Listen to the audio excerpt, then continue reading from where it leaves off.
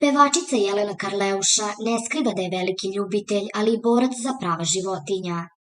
U skladu sa svojim životnim načelima, Jelena je prestala da jede meso, a više je ne možemo videti ni u nekada omiljenim bundama i odeći napravljenoj od kože. Brigitte Bardot sa Balkana neretko putem društvenih mreža pokušava da osveti svoje pratioce i apeluje da životinje treba negovati i voleti, ali sada je otišla i korak dalje. Udarila je u sveti gral balkanske muškosti i odvažila se da jasno i glasno zatraži zabranu lova. Pred početak lovne sezone, kada se karabini i dvocevke uveliko podmazuju, a uniforme vade iz ormara, Karleuša se na svom Instagramu profilu obratila pratiocima, među kojima zasigurno ima i lovaca.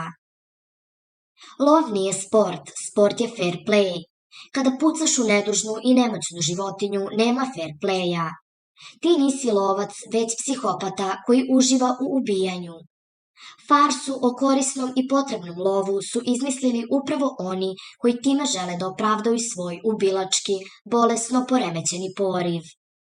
Svako ko ubija životinje i u tome uživa ne može da bude dobar čovek.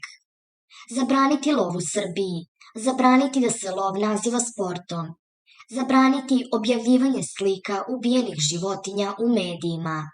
Ponosno poziranje pored leša ubijene životinje uz širok osmeh je ono što naša deca ne treba da gledaju.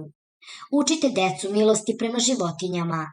Deca će spasiti planetu od našeg zla.